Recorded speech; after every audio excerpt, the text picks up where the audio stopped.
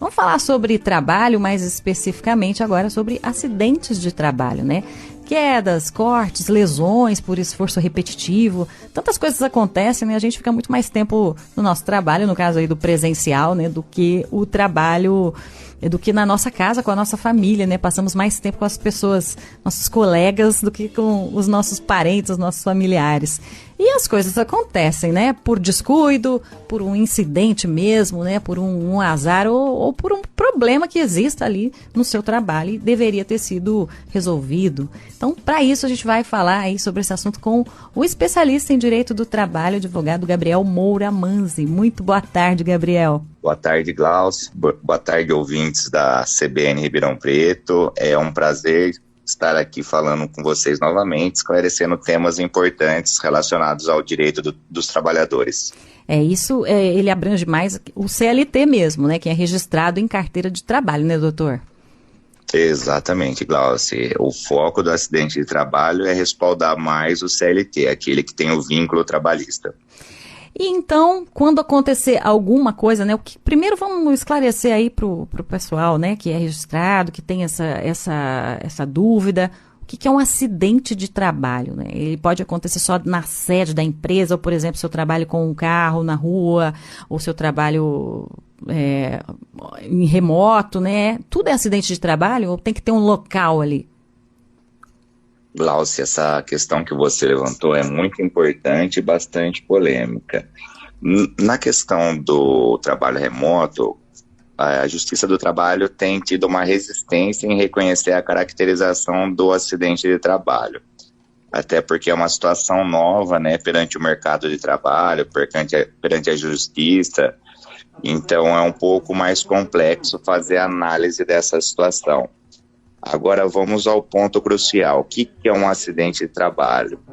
O acidente de trabalho é aquela ocorrência que ocorre no ambiente de trabalho ou em razão das atividades laborais. E ela pode ocasionar uma lesão corporal, uma limitação funcional que seja permanente ou temporária e até mesmo a morte. Agora, com relação a outra questão que você levantou sobre o acidente de trajeto, ele tinha sido suprimido da CLT após a reforma de 2017. Porém, a jurisprudência trabalhista tem reestabelecido a questão do acidente de trajeto, que é aquele que ocorre entre a casa do trabalhador, do CLT, e o seu ambiente de trabalho. Mas nós temos que nos atentar a algumas especificidades do acidente de trajeto.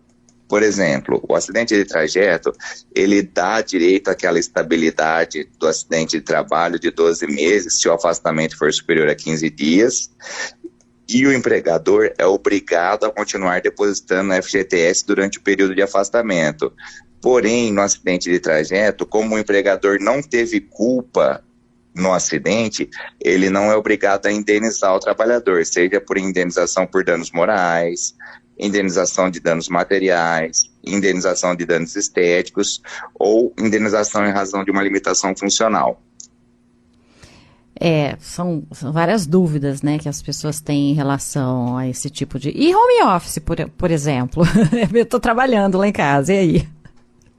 Então, home office, a Justiça do Trabalho, principalmente o TRT da 2ª e da 15ª região, eles não têm reconhecido a situação como um acidente de trabalho, porque foge um pouco ao poder diretivo do empregador conseguir controlar o ambiente do home office. Realmente, né? Mesmo porque essas funções não são mais de escritório, né? Não é nada assim muito que envolve, né, um risco maior. E, enfim, quando acontecer qualquer incidente como esse, o que o trabalhador deve fazer? Perfeito, Glaucio. Quando ocorrer um acidente de trabalho, o primeiro passo é procurar um médico. A segunda questão é fazer a abertura de um documento que a gente chama de comunicação de acidente de trabalho.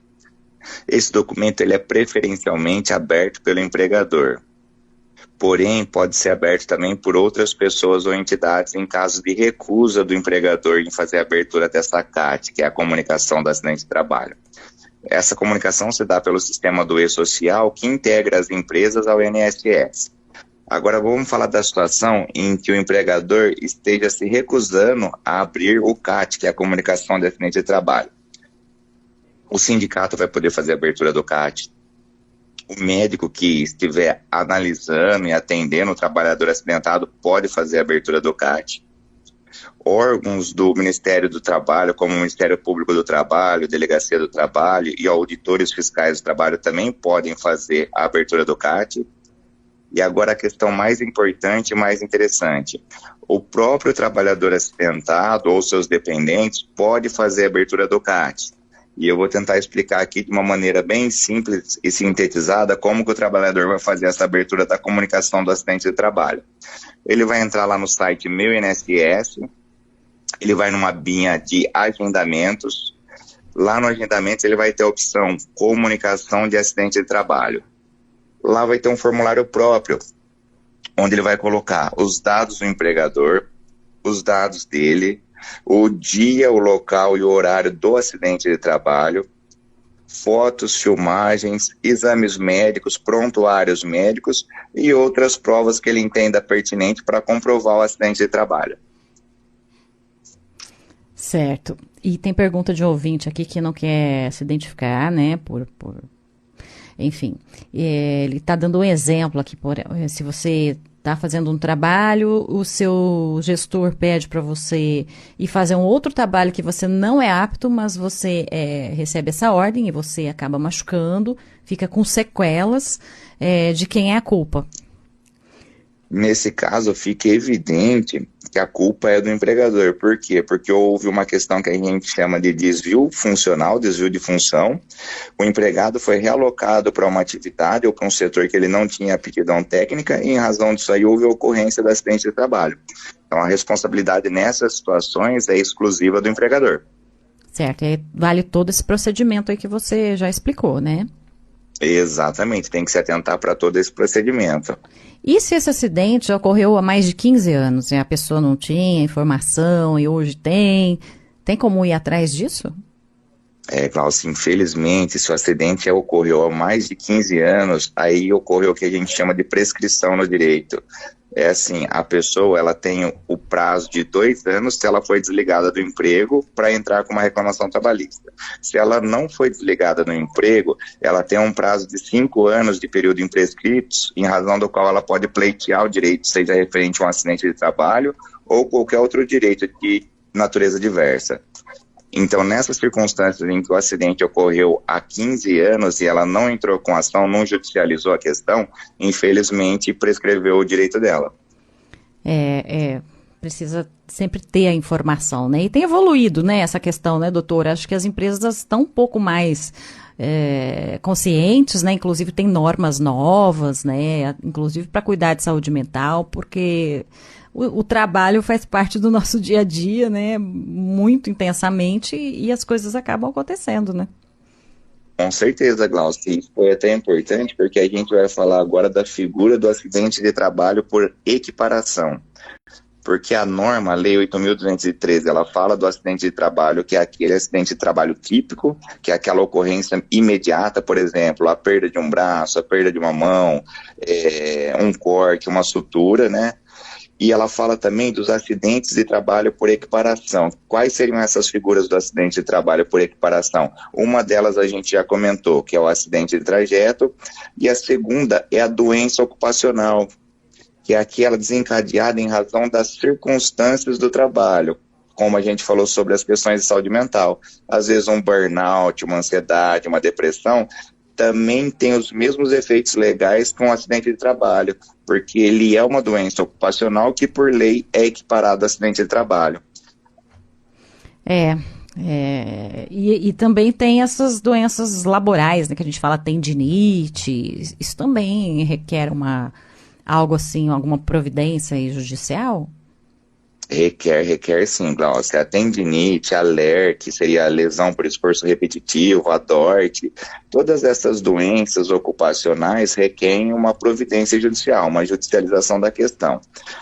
Por quê? Porque a doença ocupacional, ela vai implicar em alguns direitos para o trabalhador que sofre com a doença ocupacional ou que foi vítima do acidente de trabalho. Quais seriam esses direitos? O primeiro deles é uma estabilidade se o afastamento dele foi superior a 15 dias. Ele vai ter direito a uma estabilidade de 12 meses, pelo período no qual ele não pode ser demitido. Se ele for demitido, o empregador tem que indenizar ele em casa desse período estabilitário, que seriam os 12 meses que ele tinha que ficar trabalhando. Fora essa questão da estabilidade, ele tem direito aos depósitos do FGTS durante o período do afastamento. Ele tem direito também a indenizações. A gente mencionou algumas indenizações que são mais comuns. Por exemplo, a indenização pelos danos materiais imediatos. Quais seriam esses danos? Medicamentos, cirurgias e procedimentos que foram necessários para restabelecer aí a saúde do trabalhador. Segunda indenização, danos estéticos, que seriam aquelas alterações evidentes nas características físicas do empregado. A terceira indenização seria referente a danos morais, pelos abalos psíquicos, porque todo dano ou acidente do trabalho, ele implica também um dano moral, né? Agora, a quarta indenização, que é a mais importante, mais relevante, é o que a gente chama no direito de pensionamento vitalício. Como funciona esse pensionamento vitalício? Vamos supor que a doença ocupacional ou o acidente de trabalho ocasionou uma limitação funcional no empregado que é permanente, ou que não seja permanente, que seja por um longo período de tempo. Esse empregado, no período que ele estiver afastado, recebendo o chamado auxílio doença acidentário, código B91, ele tem uma redução da renda dele, porque esse benefício previdenciário muitas vezes é inferior ao salário que ele recebia no emprego dele ou executando as atividades laborais dele. Essa limitação funcional que ele teve é passível de uma compensação financeira. E como que é apurada essa indenização? Vamos falar aqui, hipoteticamente, de um acidente de trabalho que ocasionou uma limitação funcional irreversível. Alô? Oi, estamos ouvindo. Glaucia, estamos ouvindo. Glaucia, perfeito. Então, voltando ao exemplo, vamos supor que ocasionou uma limitação funcional irreversível. Como que vai ser apurado o valor dessa indenização? Você vai pegar o salário desse empregado, você vai pegar a expectativa de vida segundo índices do IBGE, que, salvo engano, em 2025 está em 77 anos de idade. Aí um médico do trabalho ou da junta médica do INSS vai apurar a limitação funcional em percentuais. Lá eles têm uma tabela que eles usam como parâmetro, que é a tabela da SUSEP, Superintendência de Seguros Privados. E para cada membro do corpo, ou para cada lesão ou doença ocupacional, ele tem percentuais a serem atribuídos, no caso da lesão. Aí você pega esse percentual, a gente vai trabalhar aqui no exemplo com um salário de R$5.000. Vamos supor que ele teve uma redução, uma limitação funcional de 10%. Ou seja, ele vai ter direito a uma compensação, uma pensão mensal vitalícia de R$500 até ele completar 77 anos de idade. Seria a expectativa de vida segundo a última atualização do IBGE. Então essas são as indenizações mais expressivas que as empresas têm que tomar cuidado e que geram os maiores direitos aos trabalhadores que foram afetados, seja por acidente de trabalho ou doença ocupacional. Muito bem, importante que empregadores e empregados estejam bem informados, né, sobre essas leis, sobre todas essas regras. Gabriel Moura Manzo, advogado especialista em direito do trabalho, obrigada pela participação de hoje aqui no Estúdio CBN. Ô Glaucia, eu que agradeço a oportunidade sua e da CBN de participar mais uma vez, esclarecendo temas importantes aí de direitos dos trabalhadores. Muito obrigado.